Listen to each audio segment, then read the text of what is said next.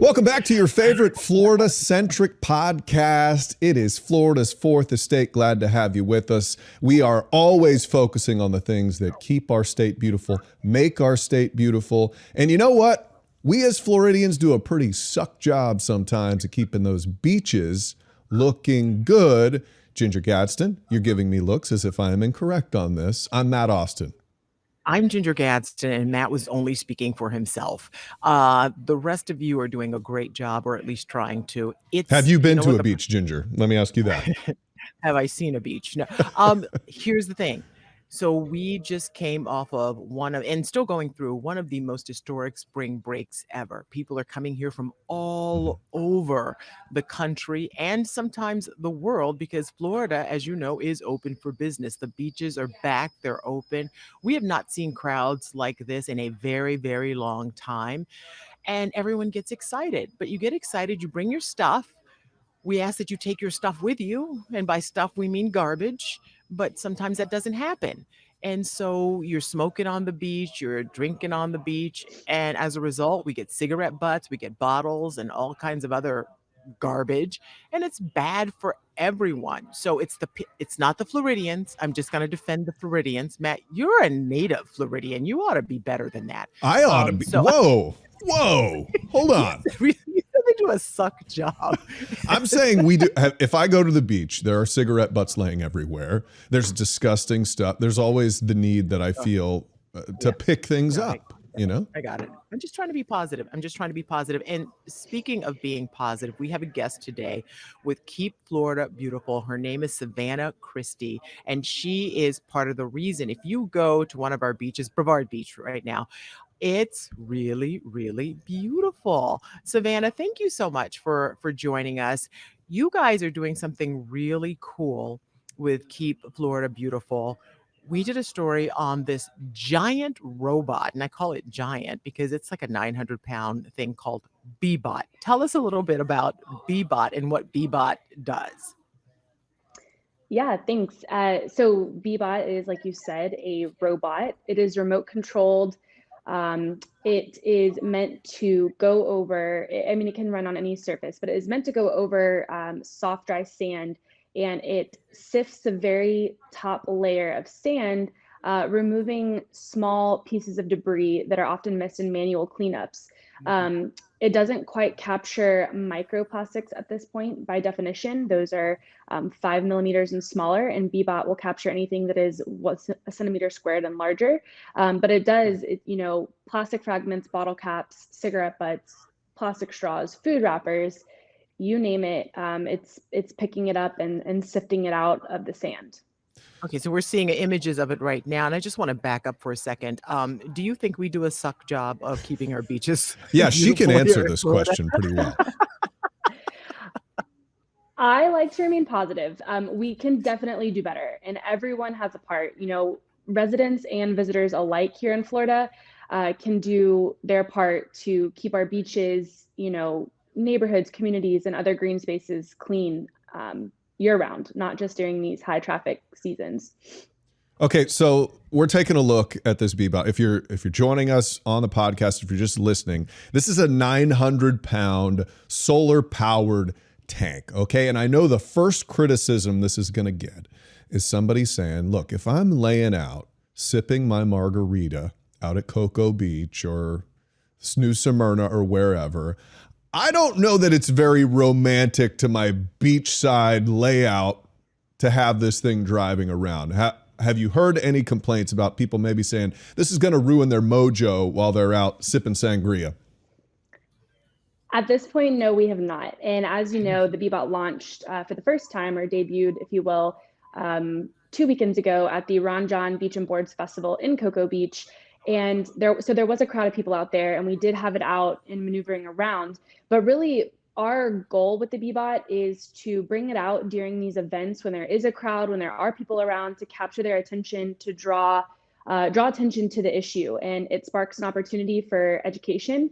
No one complained to us that day. In fact, people were pulling out their phones, they were taking videos, they were asking questions. They wanted to know what it was doing, where it came from. And like I said, it sparks the opportunity for an educational moment and talking about marine debris litter prevention education, and the impacts of litter and debris on wildlife, especially on our coasts. It is pretty silent. It is surprisingly pretty quiet. So no, there weren't any complaints of that nature, at least not yet. Yeah, when we were talking about BeeBot and seeing it in action and kind of going over what it picked up, the number one thing it picked up was it cigarette butts, and that's what the birds really like to go after. Is that right?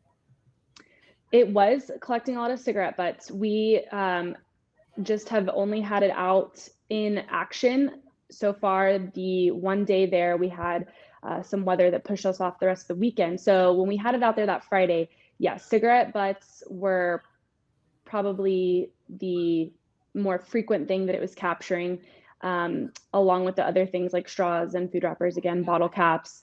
But it is known that cigarette butts are consistently one of the top littered items on beaches and coasts, not only in Florida, but all over the country, all over the world.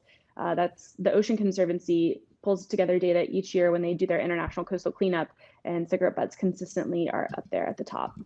We have some folks joining us on Facebook right now. Deborah J. White has a great question. Could it also remove the offenders who are dumping the trash? It looks like maybe there could be a little taser installed to just pop some people if it catches them throwing their cigarette. But just a thought. The answer is no, Deborah, but I like where your mind's at. One other question that I saw came up online is people worry about beach erosion. And so I know people, when some of the big tractors and stuff come through the beach, it can erode. But this thing is sort of designed to actually kind of levels out the beach and makes it look even a little prettier, right? Right. And again, that is not our motivation behind it, is to go out and level the beach or anything like that. And it is much lighter, as you mentioned, than tractors, side-by-sides, trucks, other mechanical vehicles that are out there on the beach. But again, it is designed to be light, environmentally friendly, eco-friendly, and the fact that it is not autonomous and it does have to be controlled, remote controlled. We're very aware of where we're moving it, how we're moving it, and who's around and what's around during those times. We don't intend to come out with a fleet of BeeBots, up and down Florida beaches. It is mostly a way for us to capture people's attention, like I said, and have that educational opportunity and spread awareness. Yeah, you see it out on the beach and it will grab your attention. And I can't imagine people complaining a whole lot because Florida, I'm from South Carolina, another beach town in Charleston. They drive on the beach here. So you have your car on the beach. So I would imagine that a lot of people shouldn't complain about this robot doing its job. Someone described it the other day and I really loved it. It's like a giant Roomba just kind of doing its thing. But it really is doing a great job, because if it takes all that crap off the beach, like the cigarette butts and garbage, then it keeps it from going out into the ocean. And that's where it will really have a big impact on the sea life, right? Yeah, absolutely. Marine debris, litter, over 80% of litter will end up in our waterways, coming from upland sources, from, even if you're not on the coast, your environment will eventually impact our waterways. So yes, removing those small plastics before they have the chance to enter the water, that is also part of the goal. And it does impact wildlife, whether we're talking about shorebirds, sea turtles, manatees, fish, jellyfish, you name it. The litter and marine debris that gets into the waterways and is, found in these coastal habitats, yes, it will have negative impacts. So that is part of it too, is getting that stuff removed. Savannah, can you give us some stats on how much this thing costs? It does not look cheap, and and how much debris can it pick up, say, in a day? So it can cover, I believe, a 3,000 meter squared area on one charge, depending on the environment and the conditions. How much it can pick up in one day, to be determined. Like I said, this is all new to us, and we've only had the chance to have it out there in action once so far. So we look forward to finding those things out as we go, as it travels around the state to be used by other coastal affiliates. In terms of where it came from, it was donated to Keep Florida Beautiful by Surfing's Evolution and Preservation Foundation, which is a nonprofit organization funded primarily through the Endless Summer specialty license plates. So the license plates that you see all over with the surfer and the sunset, those plates fund this organization. And yes, they were the donors, the BeeBot. See, people always wonder. They're like, I have a specialty tag. Mine has a manatee on it. And you always wonder, does that money really go to the cause? And you just answered that question. That's really cool. Yes, it does. Yeah. Okay, what is not cool is, we've all had it happen. We just had pictures of some of the stuff that it picks up, like the little bottle caps, and then you saw the little cigarette butt. And, people take their families, they take the kids. Kids like nothing better than just stick their hands into anything. And you're trying to just have a nice, really fun day at the beach, and your baby's putting cigarette butts. Now, it's not just wildlife, it's people too, kind of wild. But, the kids are grabbing this garbage because they don't know any better because it's there. So why not? What do you say to people who just don't have a regard for, they figure somebody's going to come and clean it up anyway. And they may be a little tipsy and not able to pick it up themselves. But if you bring it in, take it out, right? Exactly. Absolutely. We're always encouraging people to pack it in, pack it out, leave no trace, properly dispose of your garbage. If you see litter, pick it up and put it in its place. It is true that there are people who have that mindset, and it's just, they think, oh, it's just one butt, or it's just one straw, or it's just one piece of trash. But when you multiply that by everyone in the world, all of a sudden, here we are with this problem. Okay. And so, again, I want to clarify for anybody who sees this out on the beach, this is not an autonomous vehicle. As Savannah said, someone is driving it. So if your chihuahua's out there on the beach, it's not going to get sucked up by this thing. Are there some safety protocols? I know a person's driving it, and I've seen the inside of it. It's not like scissors or a lawnmower inside chopping things up, right? It's kind of this grate that just sort of shakes articles from the sand, correct? That is correct. Yes. No giant jaws, no teeth. And again, it's remote controlled. It moves relatively slow. And we're definitely focused on being aware of the surroundings when we're employing it. So if we see it out at one point, do you know the next date that you guys plan on taking it out to maybe a special event? Yes, there is an Earth Day event, I believe, in St. Lucie County. I don't have the exact date for it, but we will have this information up on our website, keepfloridabeautiful.org. We have a statewide calendar of events there, so you can find the information.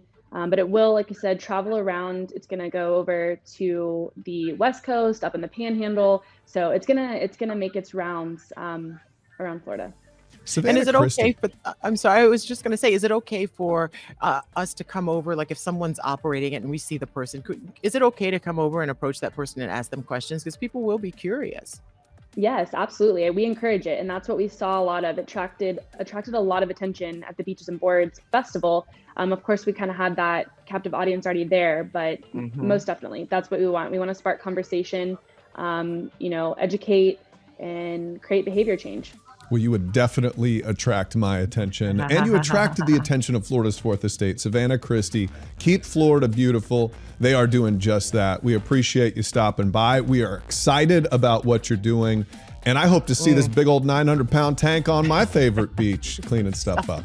Ginger Gadsden, Savannah Christie, thank you so much for joining us for another edition of Florida's Fourth Estate. We will see you next week. Bye. Thank you. Thank you.